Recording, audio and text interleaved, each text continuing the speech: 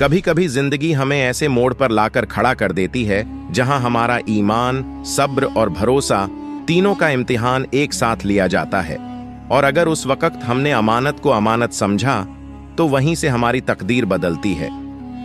रात के सन्नाटे में जब शहर की रोशनियां बुझ जाती, तब उस तंग गली के आखिरी छोर पर एक पुराना मिट्टी से लिपा हुआ झोंपड़ा था, जिसमें रहता था गुलाम हुसैन, तकरीबन 35 साल का एक सीधा सादा मजदूर। सर पर हमेशा टोपी, लिबास में सादा कुर्ता पायजामा और आंखों में अजीब सी शराफत। वो हर रोज सुबह की नमाज के बाद बाजार की तरफ निकलता और शाम को 2 वक्त की रोटी कमाकर लौटता। हालात ऐसे थे कि चूल्हा कई बार सिर्फ हवा से ही गर्म हो पाता।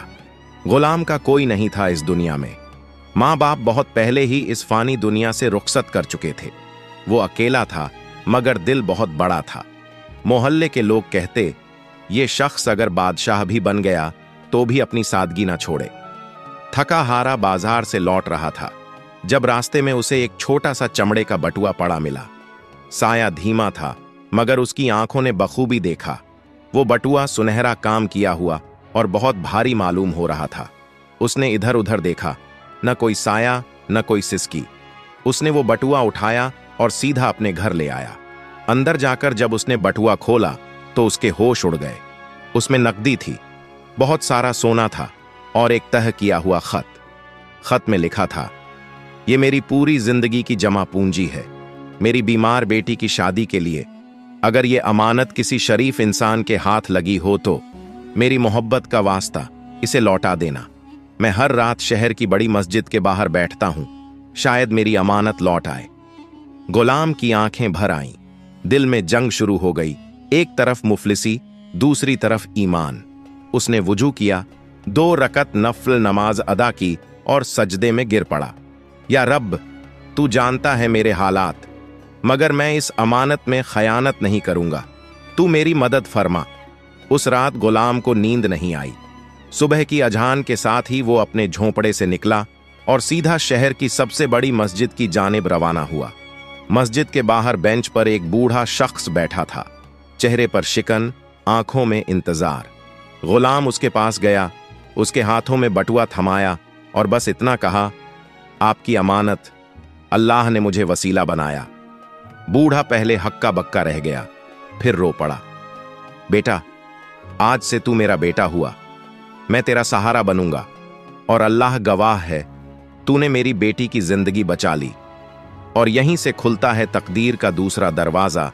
बूढ़े शख्स ने कांपते हाथों से बटुआ लिया, सीने से लगाया और देर तक रोता रहा। फिर उसकी आंखें गुलाम की आंखों से टकराईं और वो बोला, तू जानता है मैं कौन हूं? गुलाम ने सर झुका लिया, मैं तो बस एक मजदूर हूं हुजूर।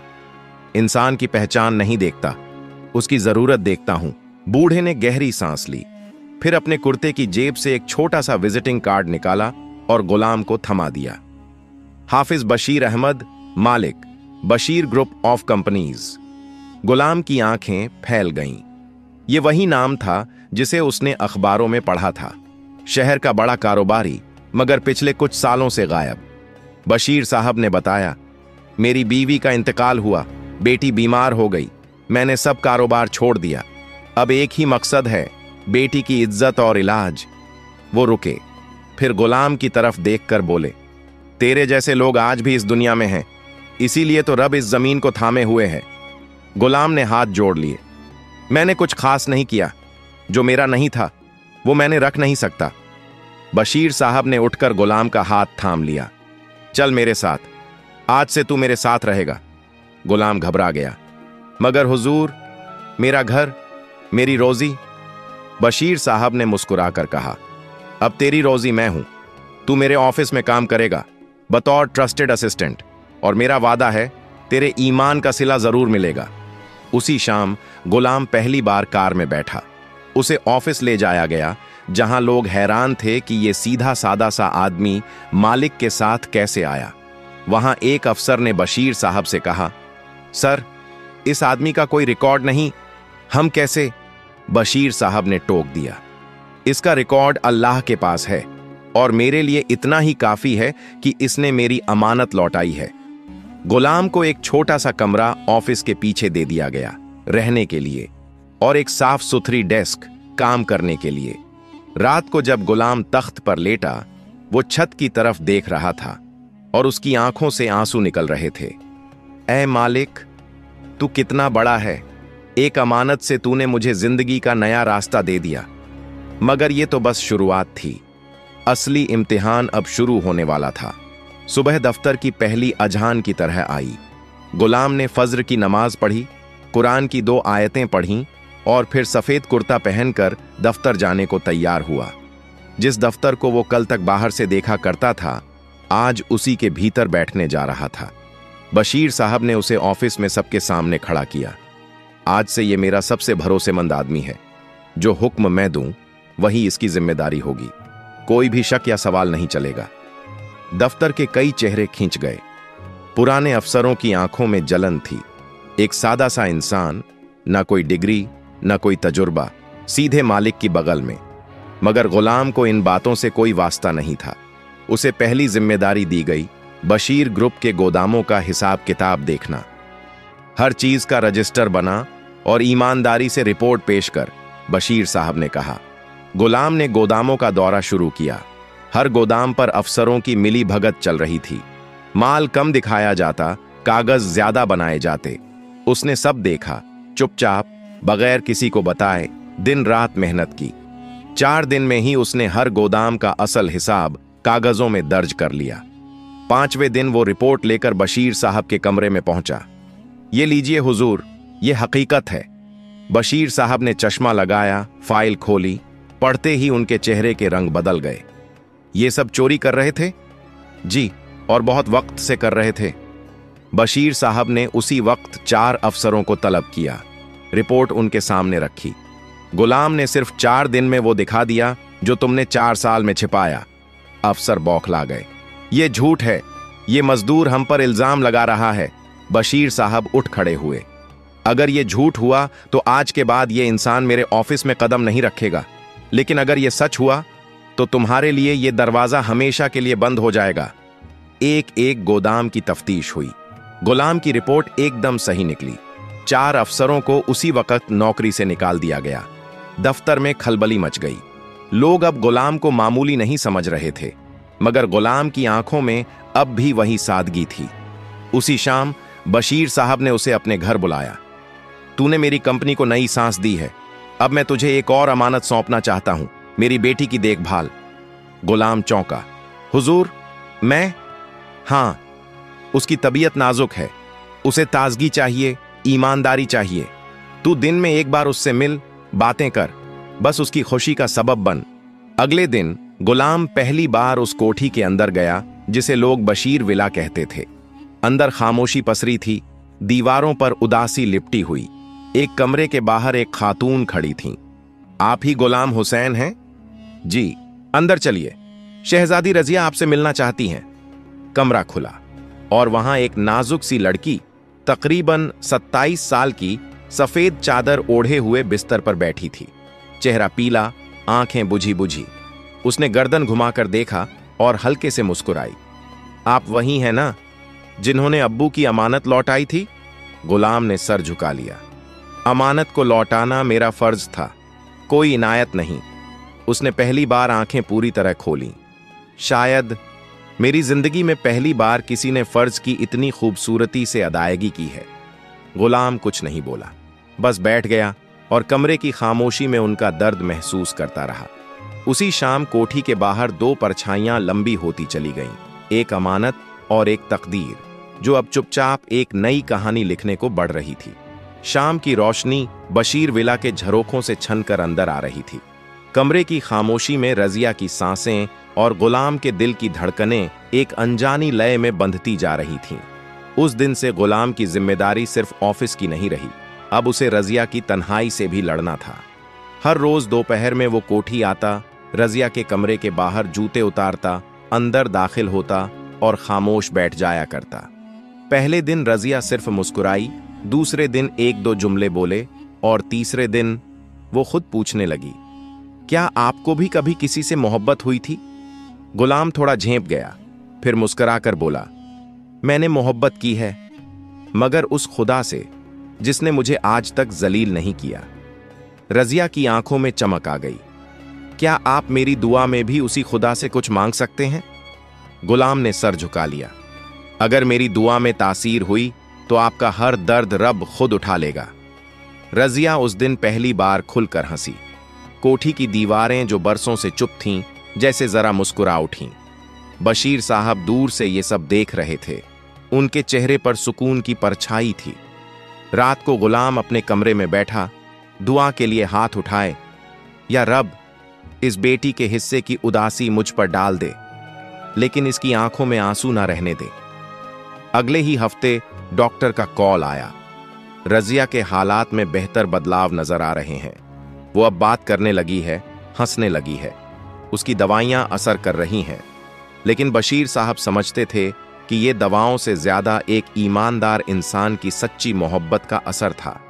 कुछ ही दिन बाद बशीर साहब ने गुलाम को ऑफिस बुलाया और कहा, मैं अब रिटायर होना चाहता हूं। अपने कारोबार की जिम्मेदारी तुझे सौंपनी है। गुलाम ने फौरन इनकार कर दिया। हुजूर, मैं इस काबिल कहां, यह सब मेरी औकात से बाहर है। बशीर साहब ने कंधे पर हाथ रखा। औकात वही बनाता है जो अमानत में खयानत ना करे। तुझसे ज्यादा लायक कोई नहीं। फैसला हो गया। गुलाम अब बशीर ग्रुप का ऑफिशियल मैनेजिंग ट्रस्टी था। शहर में यह खबर जंगल की आग की तरह फैली। कुछ लोग जल गए, कुछ हैरान हुए और कुछ ने हाथ जोड़कर कहा, अल्लाह उसे और ऊंचाई दे जिसने ईमान को अपना जेवर बनाया।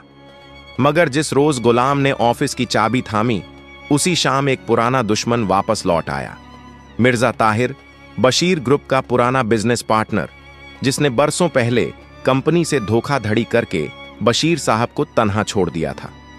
अब वो वापस आया था, साजिशों के साथ। मिर्जा ताहिर ने सबसे पहले गुलाम पर निशाना साधा। तुम जैसे सड़क के आदमी को एक अरबों की कंपनी कैसे संभालनी आती है? गुलाम ने मुस्कुराकर जवाब दिया, ईमान में तालीम नहीं, नीयत देखी जाती है, और मैंने अपनी नीयत कभी बदली नहीं। मगर ताहिर चुप बैठने वालों में से नहीं था। उसने बशीर ग्रुप की मार्केट वैल्यू गिराने के लिए नकली प्रोडक्ट्स बाजार में उतारे, अफवाहें फैलाईं और पुराने स्टाफ को रिश्वत देकर गुलाम के खिलाफ कर दिया। गुलाम के लिए ये एक और इम्तिहान था। एक तरफ जिम्मेदारी, दूसरी तरफ साजिश, और बीच में थी रजिया, जो अब तक गुलाम की सादगी से दिल ही दिल में मोहब्बत करने लगी थी। एक रात वो खिड़की के पास बैठी थी, चांद की तरफ देख रही थी। कभी कभी लगता है ये दुनिया सिर्फ उन्हीं के लिए है जो छल करते हैं, और जो सच्चे हैं वो हमेशा इम्तिहान देते रहते हैं। पीछे से आवाज आई, इम्तिहान ही तो वो चीज है जो इंसान को रूहानी बना देती है। रजिया मुड़ी। गुलाम खड़ा था। वो कुछ कहना चाहती थी मगर चुप रही। उसकी आंखों से एक आंसू निकला और गुलाम ने पहली बार उसकी आंखों में सीधा देखा। वहां कोई बीमारी नहीं थी, सिर्फ मोहब्बत थी और भरोसा। गुलाम हुसैन अब कंपनी का ट्रस्टी था, मगर दिल अब भी उसी जमीन से जुड़ा था जहां वो मिट्टी उठाकर रोजी कमाया करता था। ऊंची कुर्सी पर बैठकर भी उसका लहजा वही था, नर्म, सीधा और सच्चा। मगर शहर के कारोबार में सादगी को कमजोरी समझा जाता है।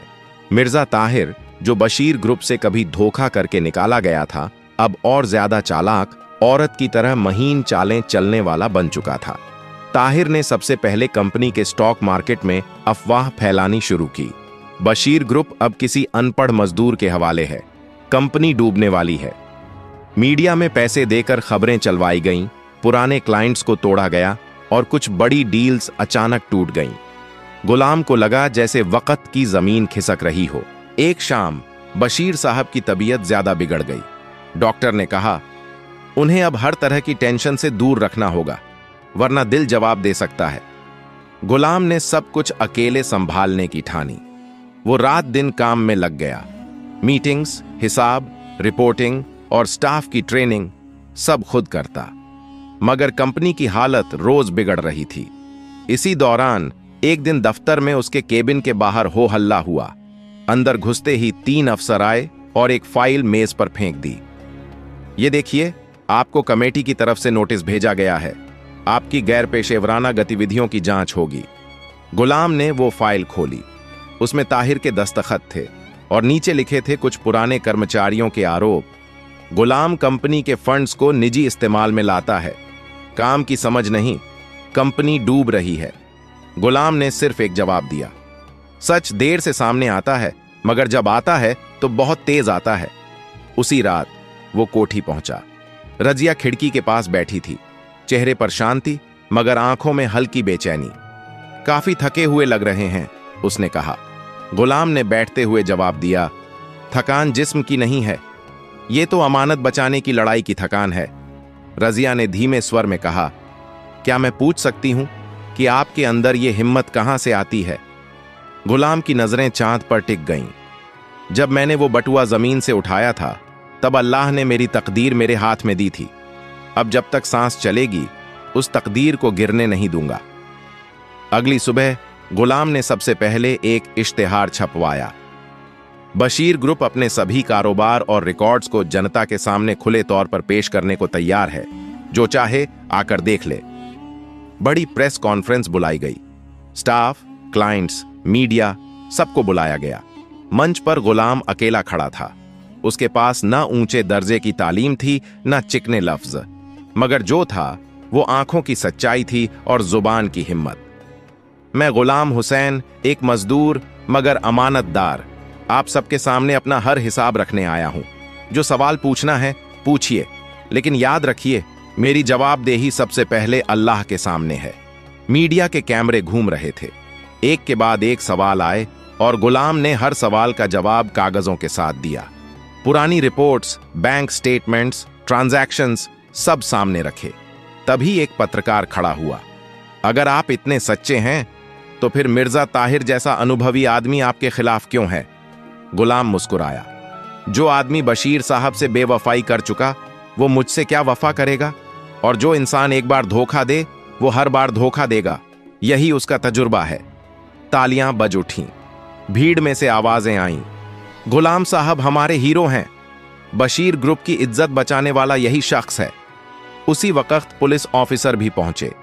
उनके पास वारंट था।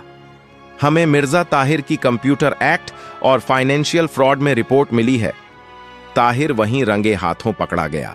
उसकी चालें उल्टी पड़ चुकी थीं। बशीर साहब उस दिन व्हील चेयर पर बैठे बैठे ये सब देख रहे थे। आंखों में आंसू थे और होठों पर एक ही लफ्ज, अमानत ने आज फिर एक तकदीर को बचा लिया। शाम को रजिया गुलाम के पास आई। हाथ में एक छोटा सा गुलाब था। ये उस शख्स के लिए है जो रूह से अमीर है।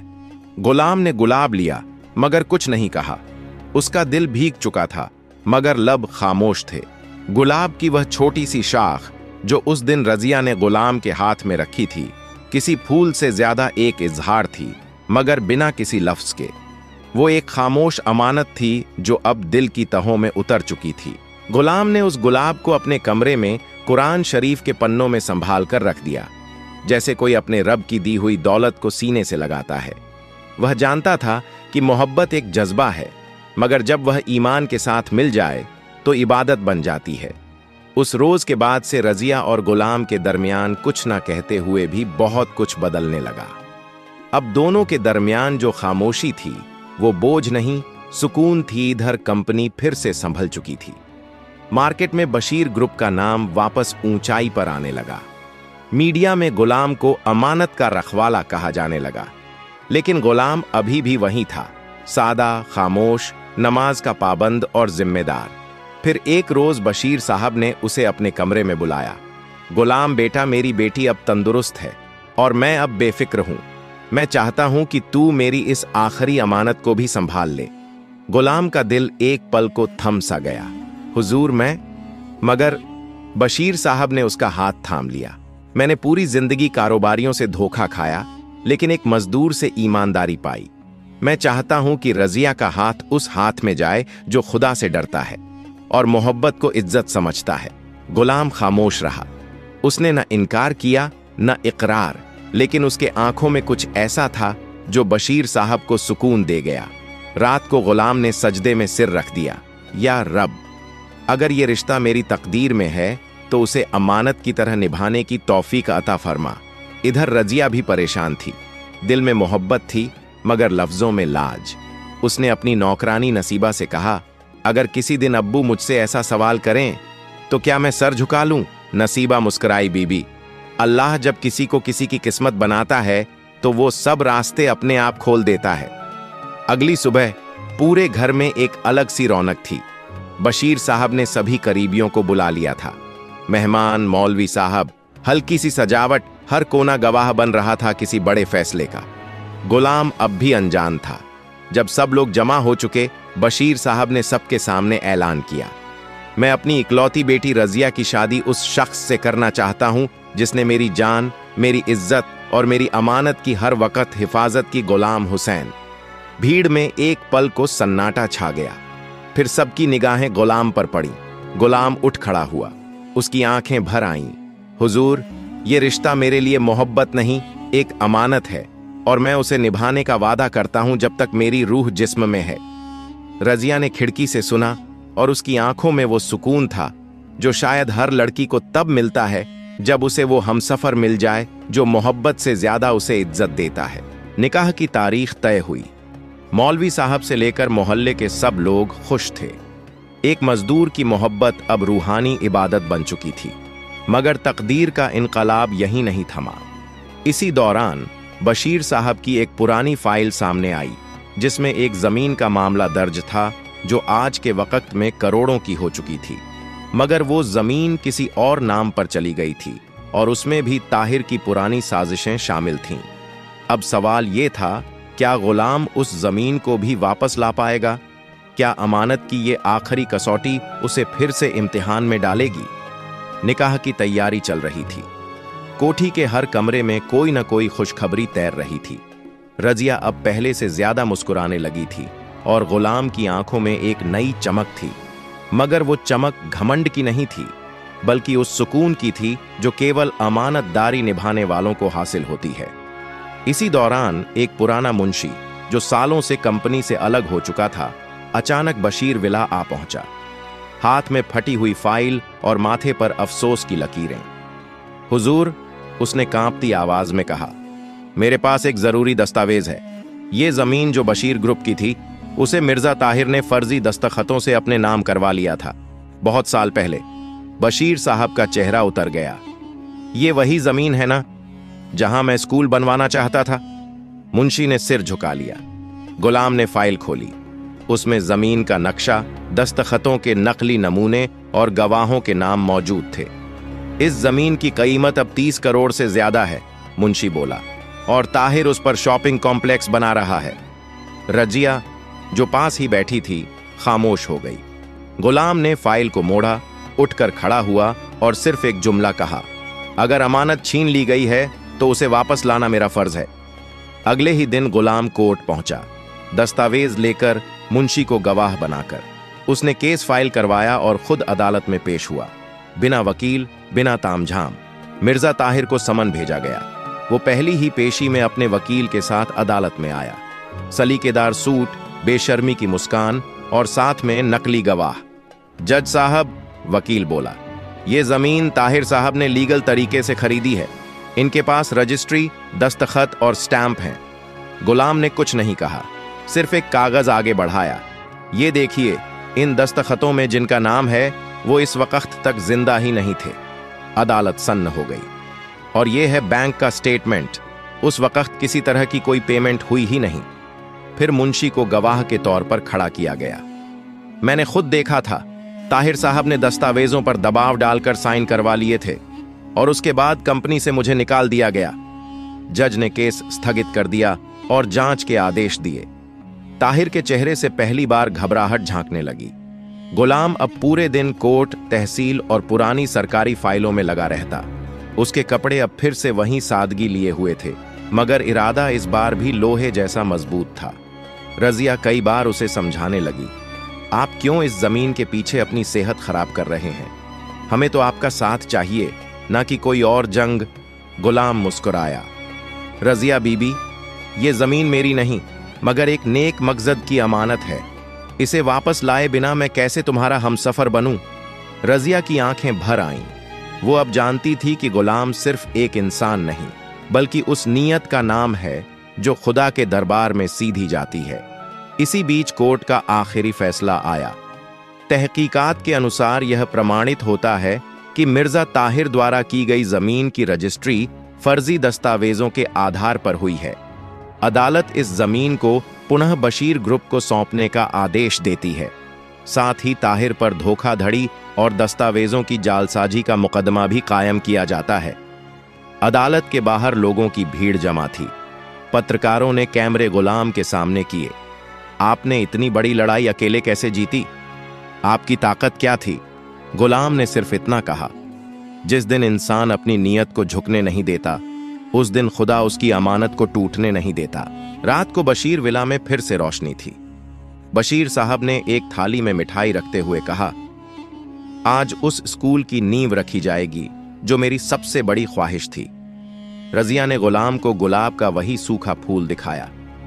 ये अब भी मेरे पास है और आज मैं इसे तुम्हारे नाम करती हूं। गुलाम ने सिर झुका लिया।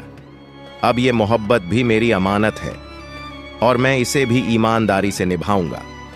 सुबह की रोशनी जब बशीर विला के दरवाजे पर पड़ी तो गुलाब के पौधों की पत्तियां भीगी हुई थीं, जैसे रात भर किसी इबादत ने उन्हें तर किया हो। उस सुबह की फिजा में एक जश्न की हल्की सी मिठास थी। आज उसी जमीन पर पहला पत्थर रखा जाना था जहां बशीर साहब बरसों से एक स्कूल बनवाना चाहते थे। गुलाम सुबह तड़के ही तैयार होकर पहुंचा। सिर पर सफेद रूमाल, आंखों में सुकून और हाथों में कुरान शरीफ। जमीन पर पहली ईंट रखते हुए उसने बिस्मिल्लाह पढ़ी और फिर रजिया को इशारे से पास बुलाया। आप भी हाथ रखें, गुलाम ने कहा। रजिया झुकी। दोनों के हाथ एक साथ उस ईंट पर टिके। बशीर साहब दूर खड़े मुस्कुरा रहे थे। जिस हाथ ने मेरी अमानत को संभाला, वही हाथ अब इस इल्म के घर की नींव रख रहा है। मीडिया, नगर निगम के अफसर और मोहल्ले के सैकड़ों लोग जमा हो गए थे। हर कोई एक बात कह रहा था, यह सिर्फ स्कूल नहीं, एक मिसाल की शुरुआत है। मगर किसी को नहीं पता था कि उस भीड़ में एक चेहरा और भी था, मिर्जा ताहिर, जो अदालत के फैसले के बाद जमानत पर बाहर आया था। उसकी आंखों में अब सिर्फ जलन थी और दिल में इंतकाम। ताहिर ने बशीर विला के पुराने नौकर को अपने पास बुलाया, जो एक वक्त में रजिया के कमरे तक के राज जानता था। अगर तू एक छोटी सी चीज मेरे लिए कर दे तो तुझे बाहर कहीं बड़ा बंगला और लाखों दूंगा, ताहिर ने कहा। नौकर झिझका, मगर फिर लालच भारी पड़ा। उसने हामी भर दी। प्लान यह था, स्कूल की नींव में नकली सीमेंट की बोरियां डलवा देना, जिससे कुछ ही महीनों में इमारत गिर जाए और बदनामी का सारा बोझ गुलाम के सिर पर आए। 2 रात बाद जब गुलाम इबादत में मशगूल था, उसी रात ट्रक से नकली माल उतरवा दिया गया। काम इतनी सफाई से किया गया कि किसी को खबर न हुई। मगर ईमान के रास्ते में जब कोई चलता है तो खुदा उसकी निगरानी करता है। अगली सुबह एक छोटा बच्चा, जिसका बाप उसी साइट पर मजदूर था, खेलते खेलते बोरियों में गिर पड़ा। जब मजदूर उसे उठाने दौड़े तो एक बोरी फट गई और उसमें से गारा नहीं, सफेद पाउडर और रेत जैसा मलबा निकला। गुलाम को तुरंत बुलाया गया। उसने एक एक बोरी की जांच की और फिर सारा माल रुकवा दिया। उसने उसी वक्त सारी सीसीटीवी फुटेज निकलवाई और उसमें एक ट्रक साफ दिखाई दिया जो रात के वक्त आया था। गाड़ी के पीछे लिखा था, ताहिर सप्लाई एंड कंपनी। गुलाम ने कुछ नहीं कहा। उसने बशीर साहब से इजाजत ली और सीधा पुलिस थाने पहुंचा। अब की बार सबूत उसके पास थे, नकली माल, ट्रक की फुटेज और गवाही देने वाला वही मजदूर। 1 हफ्ते के अंदर ताहिर को फिर गिरफ्तार कर लिया गया। इस बार जमानत नाकाबिल थी।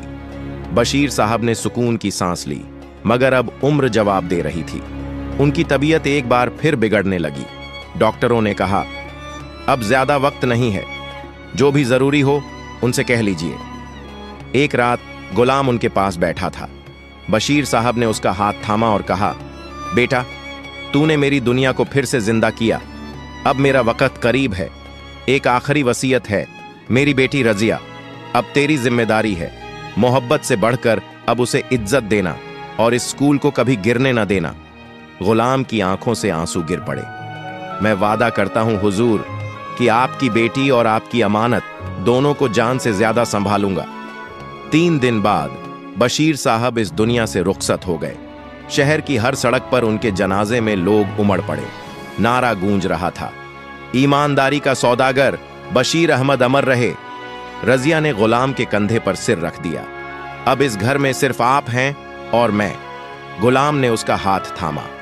अब ये घर नहीं, अमानत है, और मैं इसके हर दर को सीना बनाकर संभालूंगा। बशीर साहब को दुनिया से गए 40 दिन बीत चुके थे। हर कमरे में उनकी यादें थीं। वो पुराना कुर्सी जिस पर वो बैठकर हिसाब किया करते, वो दीवार जिस पर उनकी और बीबी साहिबा की तस्वीर टंगी थी, और वह छोटा सा स्टूल जिस पर कभी रजिया ने बचपन में बैठकर अलिफ बेते पढ़ी थी। मगर अब वक्त बदल चुका था।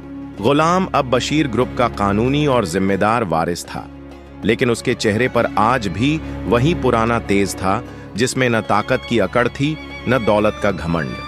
रजिया अब अकेली नहीं थी, उसके साथ एक हमसफर था जो उसके दुख सुख की तर्जुमानी करता था। 40वें के बाद एक दिन बशीर विला में एक खास बैठक हुई। बुजुर्ग, रिश्तेदार, मौलवी साहब और मोहल्ले के कुछ खास लोग जमा थे। माहौल गंभीर था मगर दिलों में सुकून था। गुलाम ने सबके सामने हाथ जोड़े। हुजूरो, आज इस घर के बुजुर्ग चले गए मगर उनके बनाए उसूल जिंदा हैं। मेरी और रजिया बीबी की निकाह की तारीख तय हो चुकी है। हम चाहते हैं कि निकाह उसी जमीन पर हो जहां इल्म की इमारत बन रही है, ताकि हमारी जिंदगी की बुनियाद भी उसी अमानत पर हो। सबने एक साथ दुआ की। मौलवी साहब ने कहा, निकाह जब नीयत और अमानत की मिट्टी में बोया जाता है तो उसमें मोहब्बत नहीं, इबादत उगती है। निकाह की तैयारी शुरू हो गई। सादगी में ढकी हुई कोठी अब धीरे धीरे नई रोशनी से भरने लगी थी। कोई नई सजावट नहीं, कोई दिखावा नहीं, सिर्फ पुराने संदल की खुशबू, खादी की चादरें और दीवारों पर कुरानी आयतें। निकाह के दिन सुबह की अजान के साथ ही हल्की बारिश शुरू हो गई, जैसे आसमान से रहमत बरस रही हो। वो जमीन जो कभी धोखेबाजी से छीनी गई थी, आज गुलाबों से सजी थी। एक छोटा सा मंच बना था उसी नींव के पास जहां पहली ईंट रखी गई थी। गुलाम ने सफेद कुर्ता पायजामा और सिर पर जालीदार टोपी पहनी थी। चेहरे पर रोशनी थी और आंखों में वो मोहब्बत जो हर लफ्ज से पहले सुकून देती थी। रजिया सिंपल गुलाबी लिबास में, चेहरे पर हल्की सी झुकी नजर और होंठों पर खामोश मुस्कान लिए हुई आई। उसे देखकर किसी ने कहा, ऐसी दुल्हनें सिर्फ दुआओं से मिलती हैं। मौलवी साहब ने निकाह पढ़वाया। गुलाम हुसैन, क्या आपको रजिया बशीर को मेहर 500 रुपये नकद अपने निकाह में कबूल है?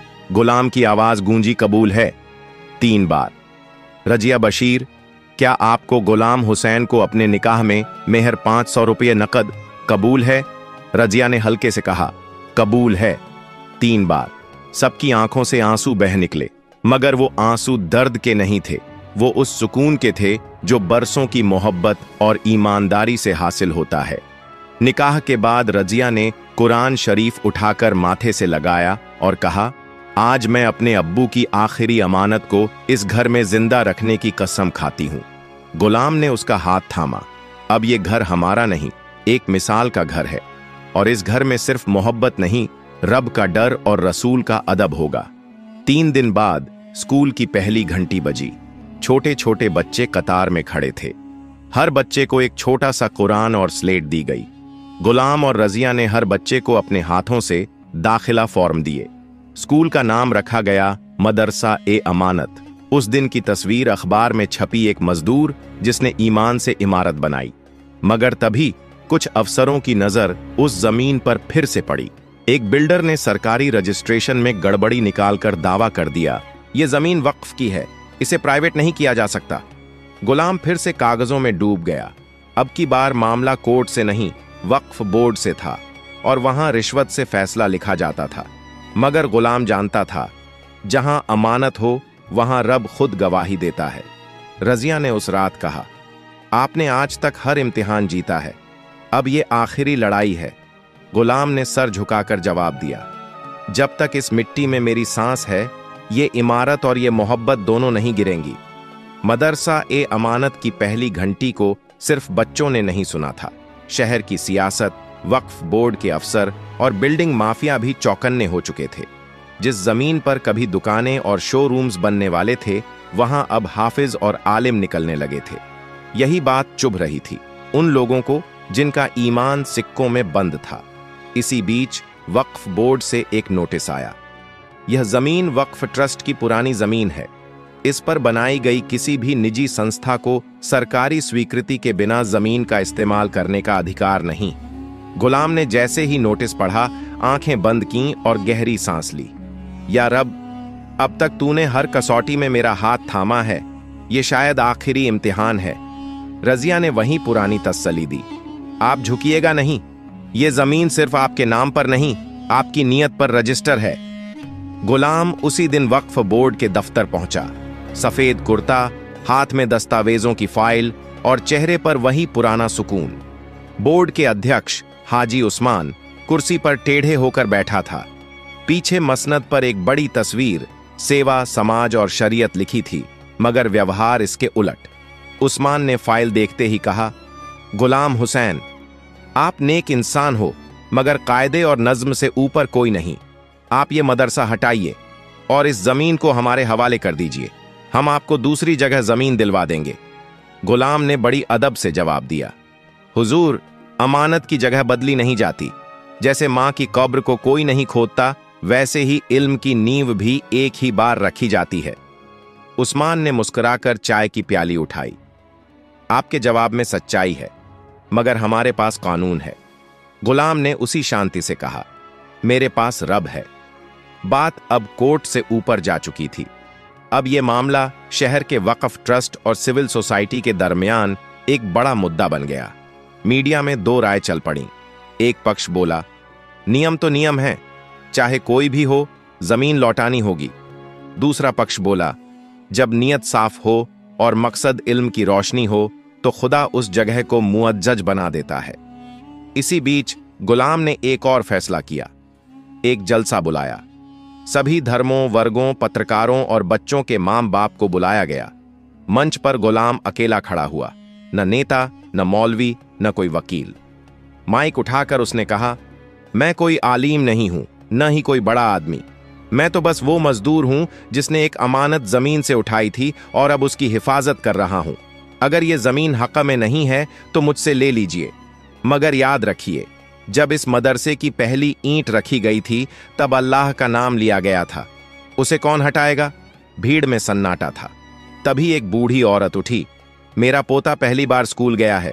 गुलाम साहब, अगर ये मदरसा गिरा तो हम सबकी उम्मीदें भी गिर जाएंगी। एक रिक्शे वाला बोला, पहले बच्चे फुटपाथ पर खेलते थे, अब कुरान पढ़ते हैं। जमीन तो उसी के हक में जानी चाहिए जो उसे आबाद कर रहा हो। जलसे के वीडियो वायरल हो गए। पब्लिक प्रेशर इतना बढ़ा कि वक्फ बोर्ड को बैठक बुलानी पड़ी। अंदर तमाम अफसर बहस में उलझे थे, मगर बहस के बीच एक अफसर चुप बैठा रहा, फिर उठकर खड़ा हुआ। मैं वही अफसर हूं जिसने पहले जमीन के दस्तावेज पास किए थे। मुझे मालूम है कि यह जमीन बशीर अहमद ने खुद ट्रस्ट से खरीदकर कंपनी को दी थी। ये लीजिए असली दस्तावेज। पूरा बोर्ड हक्का बक्का रह गया। अध्यक्ष उस्मान ने पन्ने पलटे और गहरी सांस लेकर कहा, तो ये जमीन वक्फ की नहीं, कंपनी की संपत्ति रही है, और अब जब गुलाम उसका ट्रस्टी है तो इसे लेकर हमारा कोई दावा नहीं बनता। अगले दिन पूरे शहर में इश्तिहार छपा, मदरसा ए अमानत को वैध स्वीकृति प्राप्त है, इसे कोई नहीं रोक सकता। रजिया ने गुलाम को वो इश्तिहार थमाया। अब आपका हर जवाब अल्लाह ने खुद दे दिया। गुलाम ने वह कागज सीने से लगा लिया और बस इतना कहा, अब मेरी मोहब्बत भी महफूज है और मेरी अमानत भी। वक्फ बोर्ड से मिली जीत के बाद शहर की हवाओं में गुलाम हुसैन का नाम सिर्फ तारीफ नहीं, बल्कि मिसाल बन चुका था। अब वो शख्स लोगों के लिए सिर्फ एक ट्रस्टी नहीं रहा, वो एक सोच, एक रास्ता, एक अमानतदार दिल बन गया था, जिसकी सादगी ने सियासत से लेकर समाज तक को झुका दिया था। मदरसा-ए अमानत की दीवारों पर अब रंग बिरंगे अक्षर लिखे थे। बच्चे सुबह ताजगी भरी हवा में कुरान की आयतें पढ़ते, फिर दोपहर में किताबों के पन्नों से दुनिया को समझते। हर कोना किसी दुआ की तरह महकता था। उस सुबह जब गुलाम नमाज से उठकर आंगन में आया तो देखा 5 साल का एक बच्चा अपने नंगे पांव लेकर मदरसे की ओर दौड़ रहा था। हाथ में बस्ता था और मुंह में प्यारी सी तिलावत। गुलाम मुस्कुरा उठा, अल्लाह तेरा करम है, ये जमीन अब चलने नहीं, दौड़ने लगी है। रजिया अब उसकी हमसफर ही नहीं, उसकी हमनवा भी बन चुकी थी। हर सुबह वह मदरसे के रजिस्टर देखती, लड़कियों की कक्षाओं में बैठती और बच्चियों को कढ़ाई, सिलाई, अदब और हया सिखाती। शहर की लड़कियां अब मदरसा ए अमानत में दाखिला लेने के लिए बाहर लाइन में खड़ी होतीं। वहां सिर्फ तालीम नहीं मिलती थी, वहां इज्जत दी जाती थी। और ये बदलाव गुलाम और रजिया की मेहनत का असर था। इसी दौरान एक चिट्ठी आई लखनऊ के एक बड़े ट्रस्ट की ओर से। उसमें लिखा था, हम आपके काम से मुतासिर हैं। मदरसा ए अमानत को पूरे प्रदेश में आदर्श मदरसे के तौर पर चुना गया है। हम चाहते हैं कि आप हमारे प्रांतीय शिक्षा बोर्ड में बतौर मार्गदर्शक शामिल हों। गुलाम ने चिट्ठी को देखा, फिर नीचे सर झुकाया। मैं अब भी वही मजदूर हूं जो अमानत उठाकर ईमान से जीता है, मगर अगर मेरी सादगी किसी और को रास्ता दिखा सके तो ये भी मेरे रब का करम है। फिर एक शाम, जब आसमान हल्का नीला था और हवाओं में मिट्टी की महक थी, गुलाम पुराने गोदाम के कोने में बैठा था। वही गोदाम जहां कभी उसने पहली रिपोर्ट बनाई थी। अचानक उसके सामने एक बूढ़ा आदमी आया, सर झुका हुआ, लाठी पर झुका कंधा। गुलाम हुसैन साहब?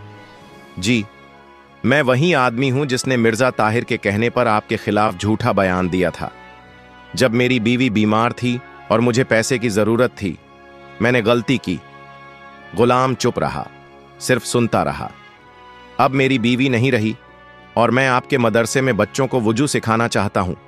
मेरी तौबा कबूल कीजिए। गुलाम उठकर उसके पास आया।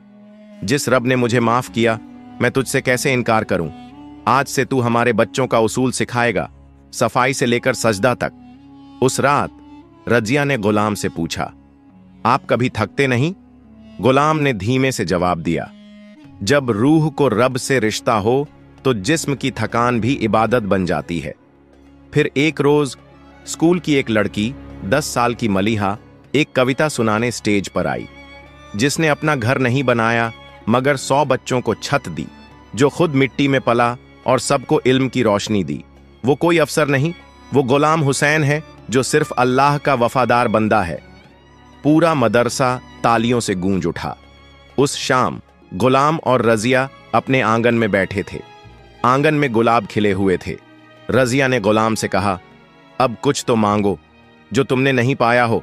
गुलाम ने आसमान की तरफ देखा और बोला, जो मांगा था एक अमानत, रब ने लौटा दी। जो न मांगा एक मोहब्बत, वो तुम बनकर आई। अब सिर्फ एक ही दुआ है, जब मेरी रूह उठे तो उसी जमीन से उठे जहां आज बच्चे अलिफ बेते पढ़ते हैं। और उसी रात आसमान से जैसे एक नूर बरसा। कोई मर नहीं रहा था, बल्कि एक अमानत पूरी होकर अब एक नई रोशनी बन गई थी। एक अमानत ने सिर्फ एक इंसान की तकदीर नहीं बदली, बल्कि एक पूरी नस्ल की सोच, सच्चाई और रूहानी पहचान को फिर से जिंदा कर दिया। और यही होती है अमानत की तकमील।